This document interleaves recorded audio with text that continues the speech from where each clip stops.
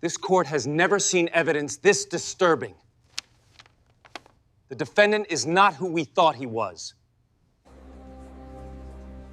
Your client just confessed to framing his own brother for murder. Looking back, I should have known something was wrong with Marcus Webb the moment he walked into my office that Tuesday morning in October. But I was a defense attorney with bills to pay and a reputation to build, so I ignored my instincts, the biggest mistake of my career. I'm Sarah Chen, and I've been practicing criminal defense law for 8 years. I thought I'd seen everything, until this case nearly destroyed my life and changed everything I believed about justice. Marcus was a tall man in his mid-30s, well-dressed but with eyes that never quite met mine directly. He'd been charged with first-degree murder in the death of Rebecca Martinez, a 28-year-old teacher whose body had been found in Riverside Park 3 weeks earlier. The evidence seemed circumstantial at best. It's Chen.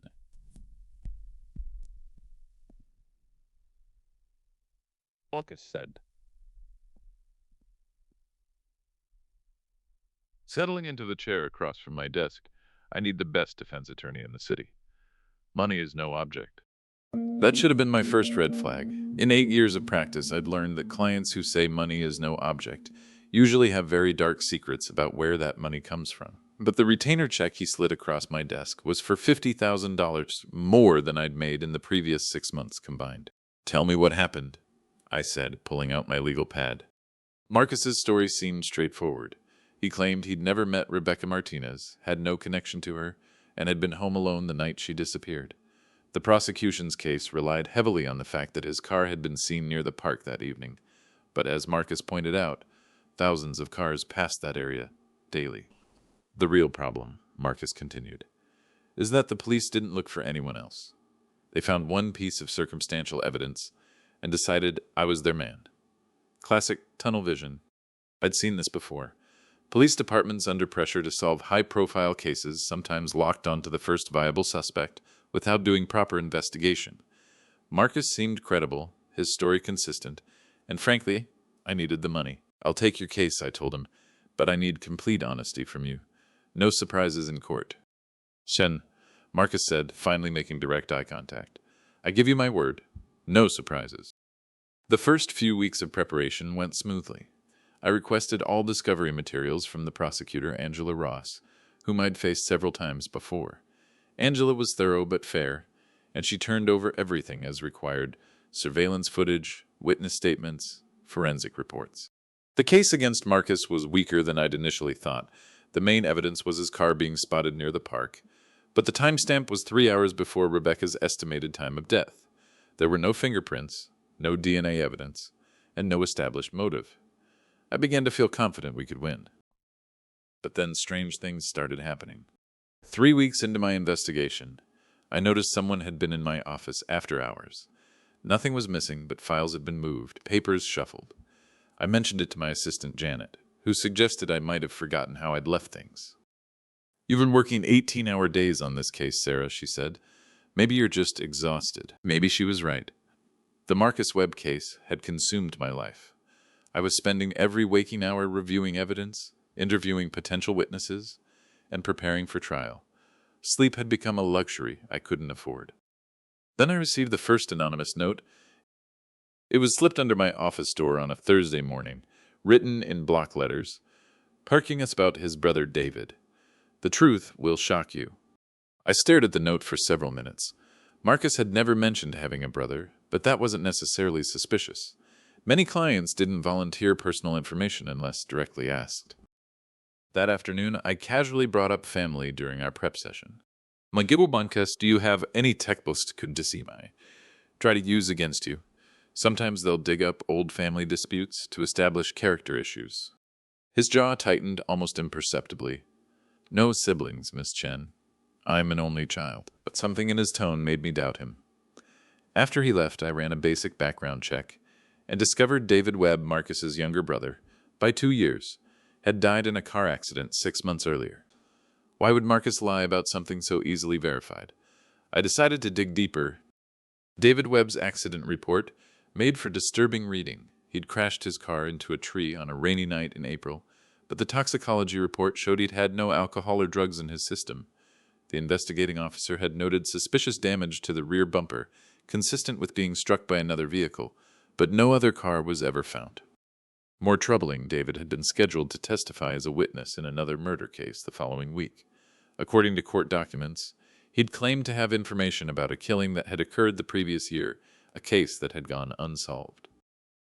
I felt a chill as I read the victim's name in that cold case. Jennifer Torres, a 30-year-old nurse whose body had been found in Riverside Park, just half a mile from where Rebecca Martinez would die 6 months later. The similarities were impossible to ignore. Both women were in their late 20s, both found in the same general area, both killed by strangulation. But Jennifer Torres' case had gone cold after their key witness, David Webb, died in his accident. That night I couldn't sleep. Every instinct told me I was missing something crucial, but I couldn't put the pieces together. Around 3 a.m., I gave up on sleep and drove to my office to review the case files again. That's when I found the second note, this one taped to my computer monitor. Marcus killed David to keep him quiet. Check the car accident report again. My hands shook as I pulled up David Webb's accident report on my computer. This time I read every detail, including the responding officer's notes that I'd skimmed before. Officer Patricia Hendricks had written victim's vehicle showed impact damage consistent with rear-end collision, but paint transfer analysis inconclusive. Vehicle that struck victim's car likely dark blue or black sedan. Victim may have been forced off-road deliberately. Marcus drove a dark blue Honda Accord. I sat in my empty office, staring at the screen, as the horrible possibility took shape. What if Marcus hadn't just lied about having a brother? What if he'd killed his brother to prevent him from testifying about Jennifer Torres? And what if Marcus had also killed Jennifer Torres? And now, Rebecca Martinez. But that raised an even more terrifying question. If Marcus was a serial killer, why had he specifically sought me out as his attorney? With unlimited money for legal fees, he could have hired any high-profile defense lawyer in the state. Why choose a mid-level defense attorney he'd never met? Unless he had met me before, or knew me somehow. I spent the rest of the night going through every case I'd handled in the past 3 years. Looking for any connection to Marcus Webb, I found nothing. No mutual clients, no overlapping cases, no reason he should even know my name. As dawn broke, I realized I needed help. But who could I trust? Going to the police with wild theories about my own client would violate attorney-client privilege and destroy my career. But if I was right about Marcus, then Rebecca Martinez was just his latest victim, and there would be more. I decided to hire a private investigator, someone discreet, who could look into Marcus's background without anyone knowing. I called Tommy Rodriguez, a former police detective, who'd helped me on other cases. Sarah? You sound terrible, Tommy said when I called. What's going on? I need you to investigate someone for me, but it has to be completely confidential. I can't tell you why, but I think this person might be dangerous. How dangerous are we talking? Where? Murder dangerous. Tommy agreed to help, but he wanted to meet in person. We arranged to meet that evening at a diner across town, somewhere I'd never been before and wasn't likely to be recognized. The day dragged by. I tried to focus on other cases, but my mind kept returning to Marcus Webb. During our scheduled prep session that afternoon, I watched him carefully, looking for any sign of deception or violence. He seemed perfectly normal, which somehow made it worse. Chen, you seem distracted today, Marcus observed. Is everything all right with our case preparation? Just tired, I lied. Long hours catching up with me. You should take better care of yourself, he said with what seemed like genuine concern. This case is important, but not worth damaging your health. After he left, I realized my hands were trembling. If my suspicions were correct, I'd just spent an hour alone with a killer who was pretending to be concerned about my welfare. That evening, I met Tommy at the diner. Over coffee and pie, I explained my situation without revealing Marcus's name or specific case details. You think your client is a serial killer? Tommy asked, keeping his voice low.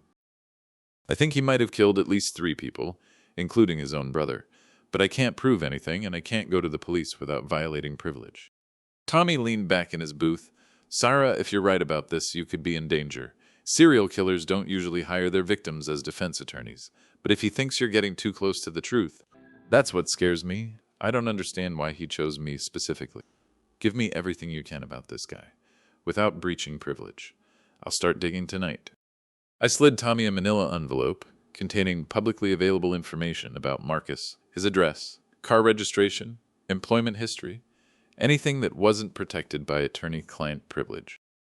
Be careful, I warned him. If I'm right about this, he's already killed 3 people to protect his secrets. The next morning, I found the third note. Stop digging ore. Join David. This time, the message was crystal clear. Someone knew I was investigating Marcus, and they were threatening my life. But who is sending these notes? If it was someone trying to warn me about Marcus, why not just go to the police? And if it was Marcus himself, why the games? I called Tommy immediately. We need to meet, I said. Something's happening. Can't talk on the phone, Tommy replied. Too risky.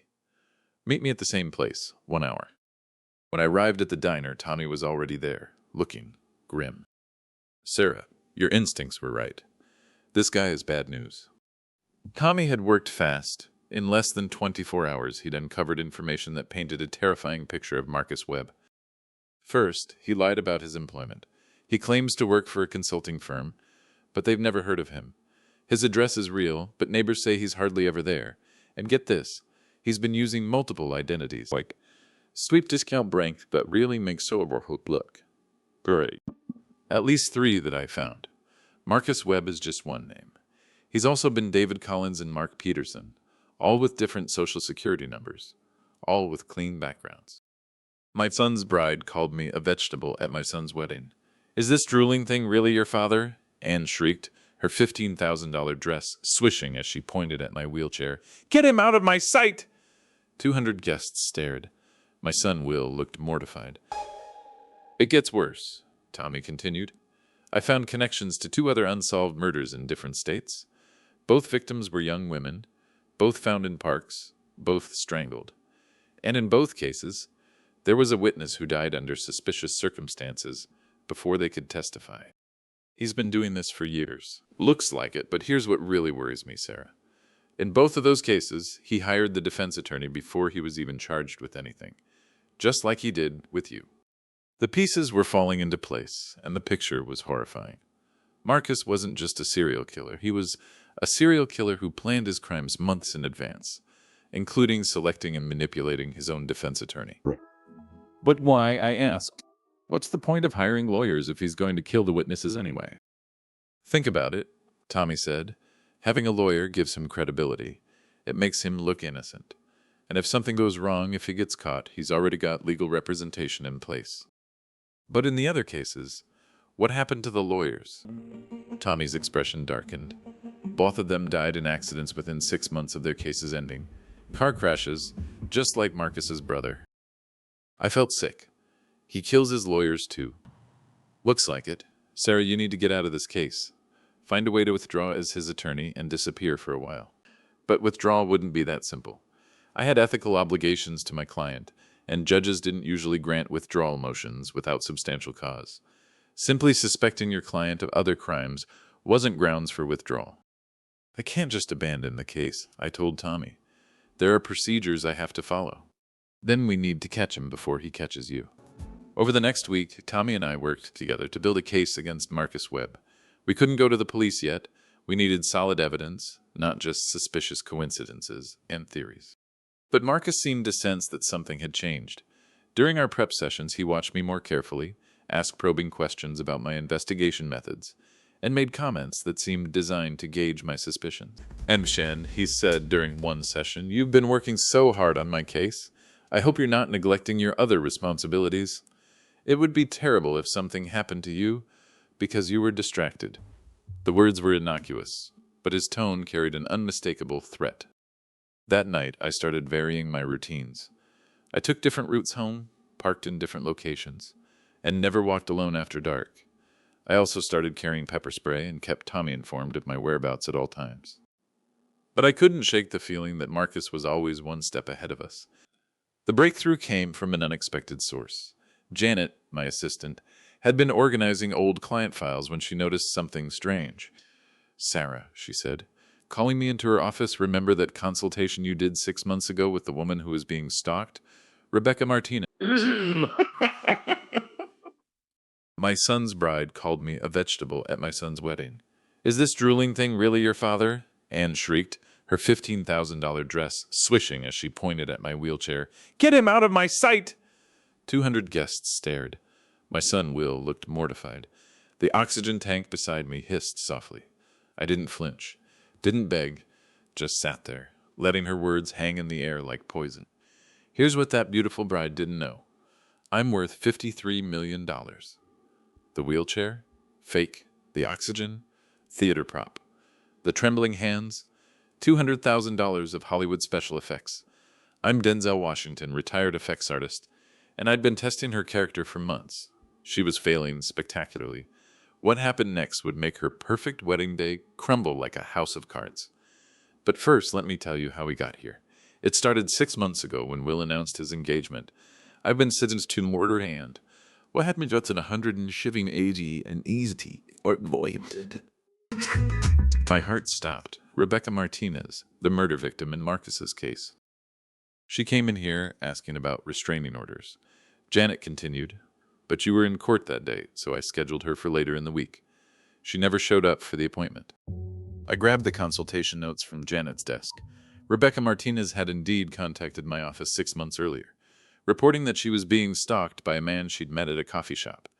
She'd described him as tall, well-dressed, and persistent.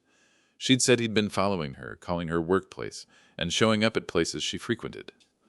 The notes included a phone number and address, Rebecca's address, where Marcus claimed he'd never been. Janet, this is crucial. Do you remember anything else about that phone call? She sounded really scared, Sarah.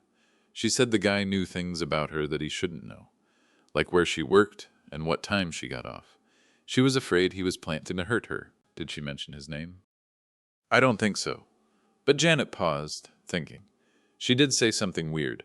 She said he'd told her he was a lawyer and that he knew how to make problems go away permanently. The final piece fell into place. Marcus hadn't randomly selected Rebecca Martinez as a victim. He'd been stalking her, and when she'd tried to get legal help, she'd unknowingly contacted the law firm of her future defense attorney. Marcus must have somehow intercepted her attempt to get help, then killed her to prevent her from exposing his stalking behavior. And now he was using me, her would-be attorney, to defend himself for her murder. The psychological cruelty was breathtaking. I called Tommy immediately and told him what I'd discovered. Sarah, this changes everything. We have a direct connection between Marcus and Rebecca Martinez that proves he was lying about not knowing her. This is evidence we can take to the police. But it's still not enough for murder. Stalking isn't murder, even if it establishes motive, no. But it's enough to get the police to reopen the investigation. And once they start looking at him seriously, they'll find the other connections. We agreed to meet the next morning to plan our approach to the police. But when I got home that night, I found my apartment door standing slightly ajar. Someone had been inside. I called 911 from my car and waited for the police to arrive before entering my apartment. Nothing appeared to be missing, but I could tell someone had searched through my belongings. Files had been moved, drawers opened, and my computer had been turned on. Looks like a professional job, the responding officer said. No signs of forced entry, no damage, nothing taken. You sure you didn't just forget to lock up? Did you? Officer, someone is threatening me. This is connected to a case I'm working on. But without concrete evidence of who had done it or what they'd been looking for, there wasn't much the police could do. They filed a report and advised me to change my locks and consider staying with friends for a few days. I spent that night in a hotel, barely sleeping, jumping at every sound in the hallway. The next morning, I met Tommy at the police station. We decided to approach Detective Lisa Park, who'd worked several of the cold cases that might be connected to Marcus. Detective Park listened to our presentation with growing interest. When we finished, she leaned back in her chair and studied us carefully. This is all very compelling, she said, but it's mostly circumstantial.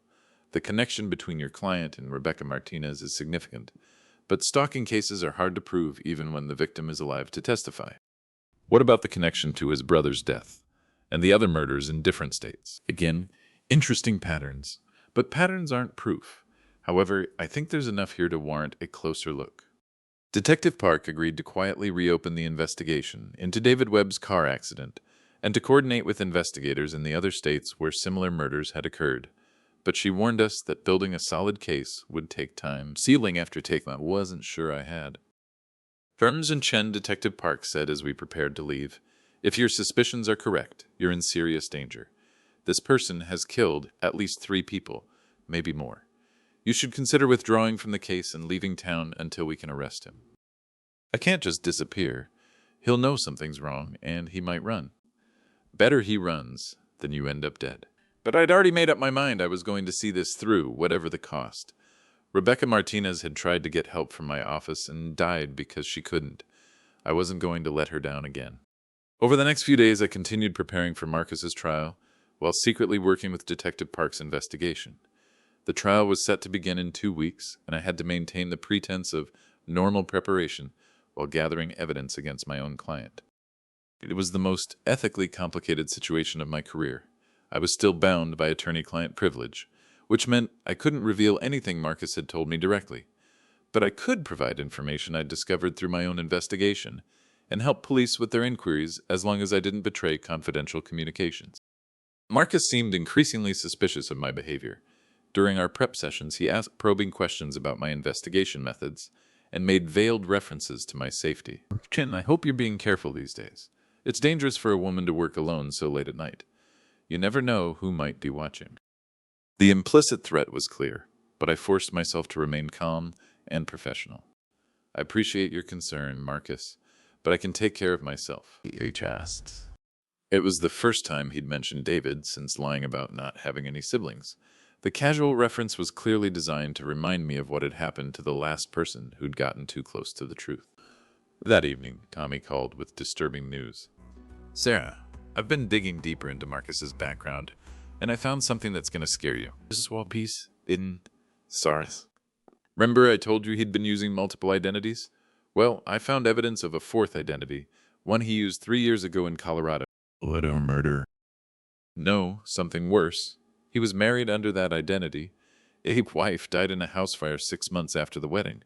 Investigation ruled it accidental, but the fire started in the garage, right where she parked her car. Every night. I felt sick. How many people has he killed?" "I don't know, but Sarah, there's something else. The wife's lawyer, the one who'd been helping her with a divorce, died in a car accident 2 weeks after the fire." The pattern was becoming clearer. Marcus didn't just kill his primary targets, he eliminated anyone who might pose a threat to him, including lawyers who might have information about his crimes. I think I know why he chose me, specifically, in a town. Josh Max. Seed. You can also be beachable little Rebecca Martinez contacted my office for help with her stalking case. If Marcus was monitoring her communications somehow, he would have known that I was the lawyer she was trying to hire. By killing her and then hiring me to defend him, he gets to watch me struggle with defending the person who killed my would-be client. That's incredibly twisted, and it means he's been planning this for months. The whole case is just an elaborate psychological game to him. "Sarah, you have to get out now. File an emergency motion to withdraw. Claim a conflict of interest. Anything." But before I could respond to Tommy's plea, I heard footsteps in the hallway outside my hotel room. Slow, deliberate footsteps that stopped right outside my door. I held my breath, listening. After a moment, I heard the soft sound of something being slipped under the door. Another note. This one was different from the others. Instead of a threatening message, it contained a single address and a time. Warehouse District, 1247 Industrial Boulevard, 11 p.m. tonight. Come alone or Detective Park dies. My snarl for all is 62 would equal a house line. That as he brutal. My blood turned to ice. Somehow Marcus had discovered my cooperation with the police, and now he was threatening to kill Detective Park unless I came to meet him. I looked at the clock. It was 9:30 p.m.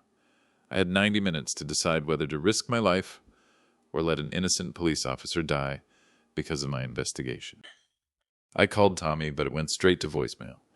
I tried Detective Park's number. Same thing, either their phones were off or Marcus had already gotten to them. I sat on the hotel bed, staring at the note, trying to think of options. I could call 911, But what would I tell them? That my client had threatened a police officer? Without proof, it would just sound like a lawyer having a nervous breakdown. And if Marcus really did have Detective Park, calling for backup might get her killed. I made a decision that probably saved my life. I wasn't going to that warehouse alone. Instead, I called the police station and asked to speak with Detective Park's partner, Detective James Miller. Detective Miller, this is Sarah Chen.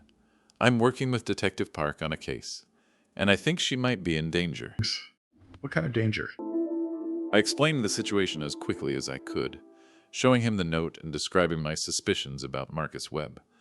Detective Miller listened carefully, then made a decision. A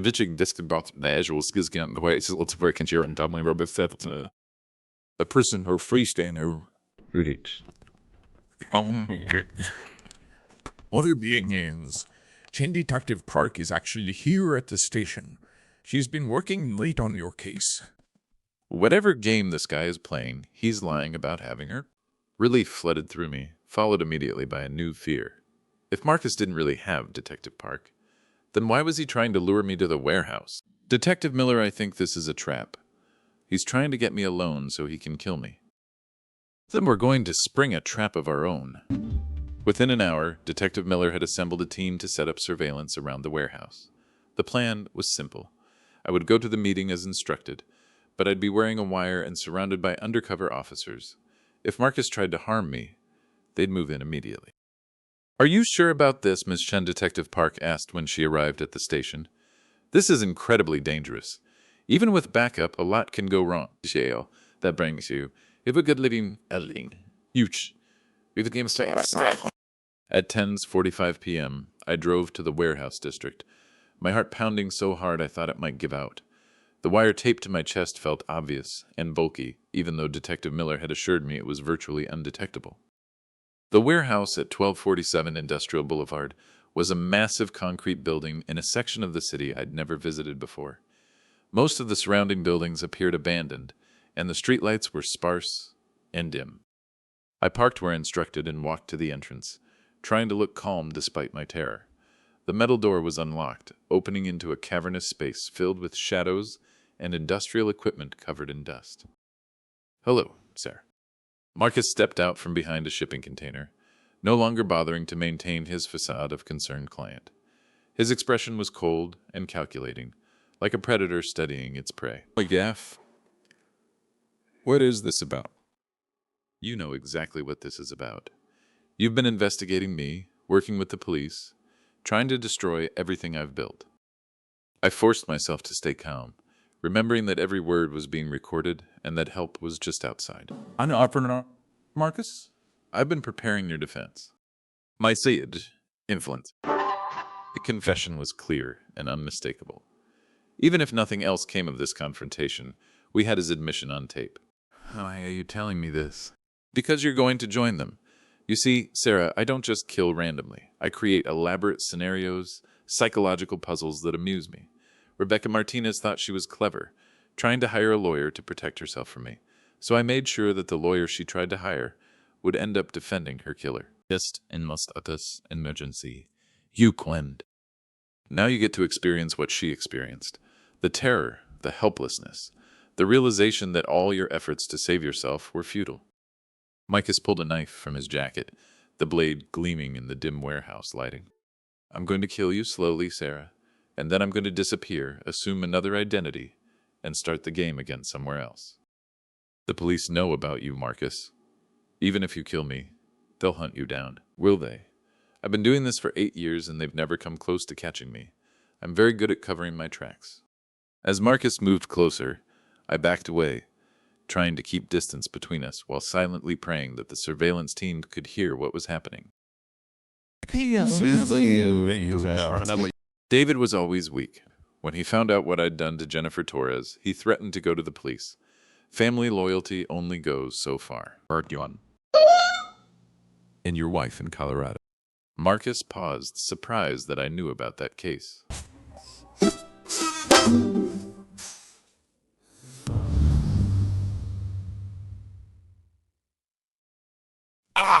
You have been thorough. Yes, Margaret was becoming suspicious about my business trips. She was asking too many questions, talking about hiring a private investigator. I couldn't allow that. How many people have you killed? Honestly, I've lost count. It started as necessity, eliminating witnesses, people who got too close to the truth. But then I discovered how much I enjoyed the planning, the psychological manipulation, the power of holding someone's life in my hands. Marcus was now close enough that I could see his eyes clearly. There was no humanity there, no emotion except cold satisfaction. One last word, Sarah.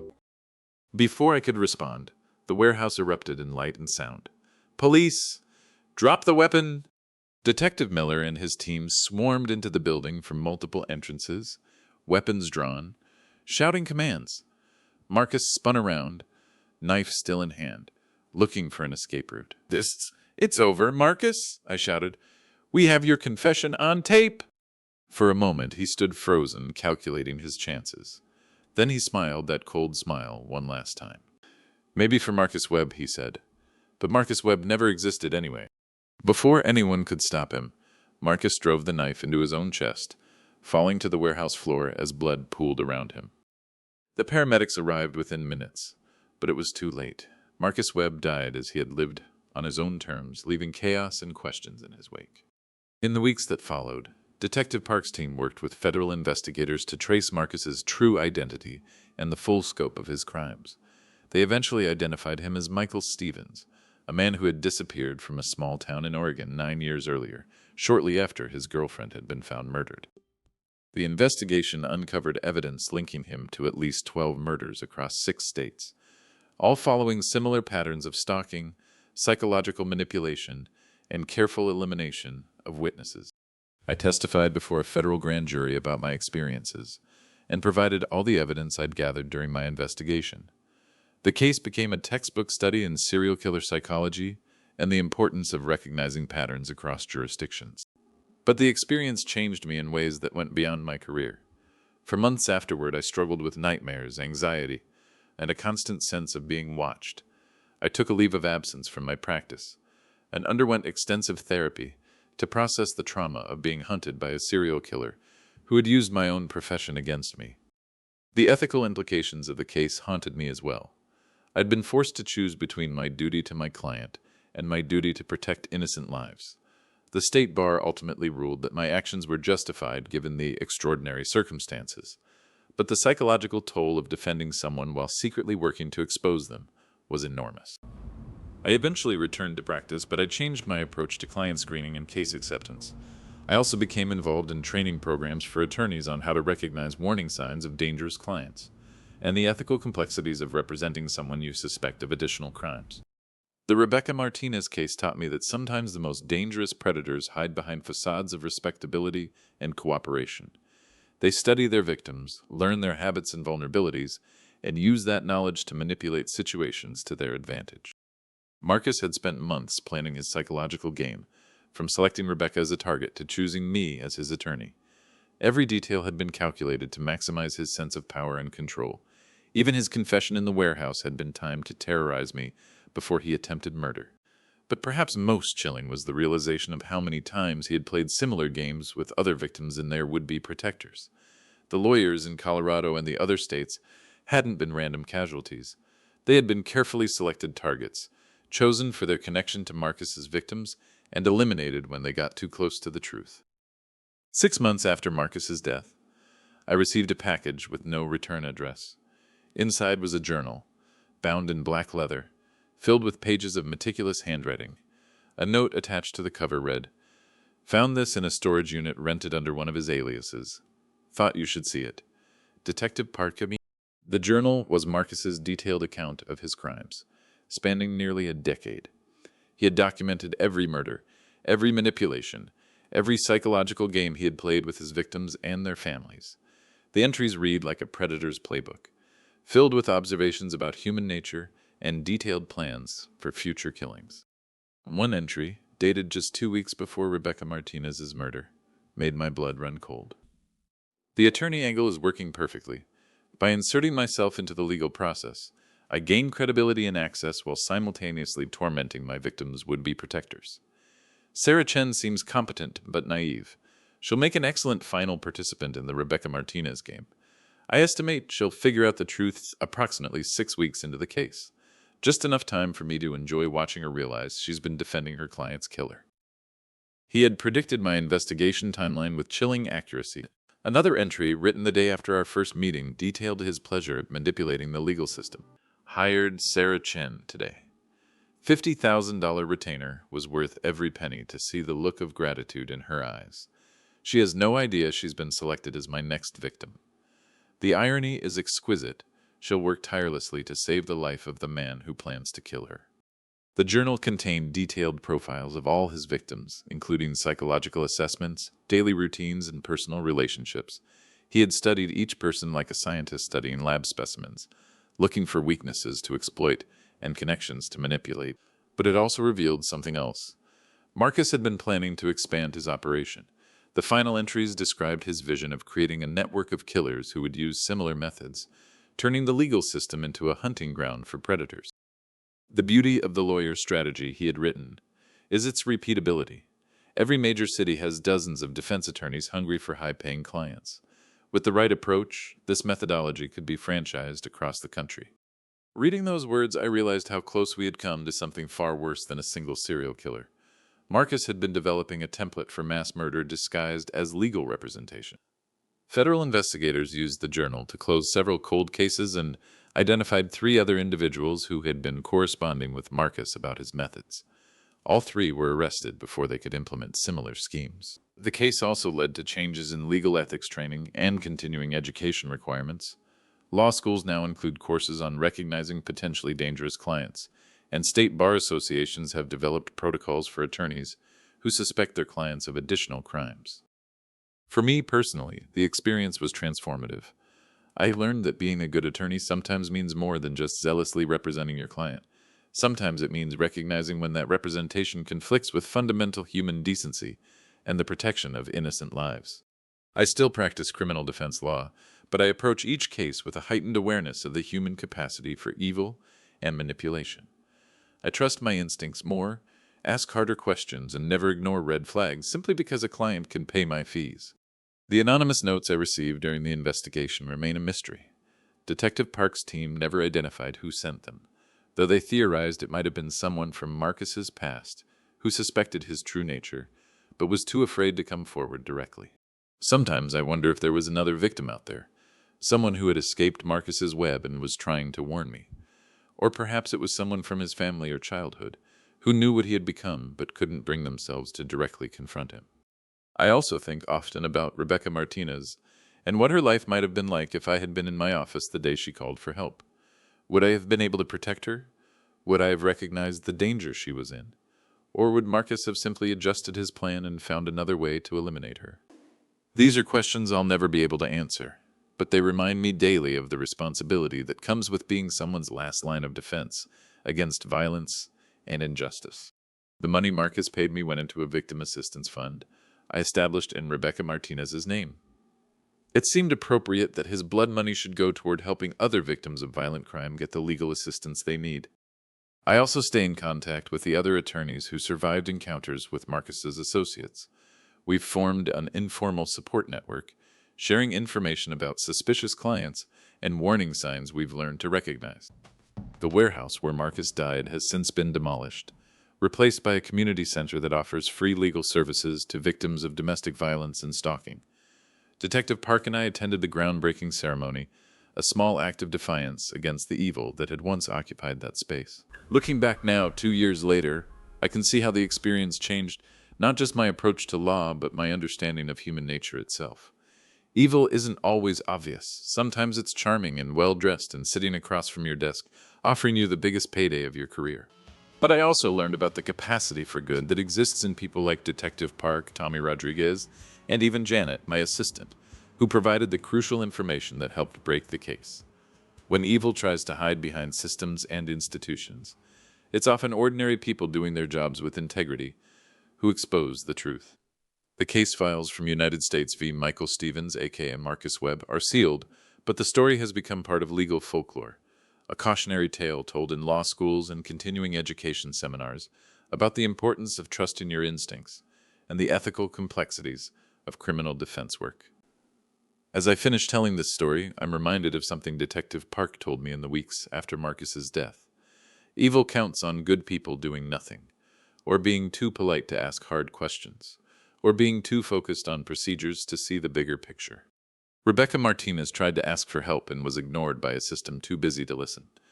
David Webb tried to do the right thing and was silenced by his own brother. Other victims across multiple states sent up warning signals that were dismissed or overlooked. The system failed all of them until finally, one time, it worked. One time, the lawyers and police and private investigators all did their jobs properly and asked the right questions and trusted their instincts and worked together to stop a monster. It wasn't enough to save Rebecca Martinez or David Webb, the others who died before we figured out what Marcus really was. But it was enough to stop him from killing again, and maybe that has to be sufficient. I still drive past Riverside Park sometimes, where Rebecca's body was found. There's a small memorial there now, a bench with a plaque that reads, Rebecca Martinez, teacher and friend, 1995 to 2023. She believed in the power of education to change lives. I think she would have been a good client, the kind of person who deserved better from the legal system that was supposed to protect her. I failed her once by not being available when she needed help. I won't make that mistake again.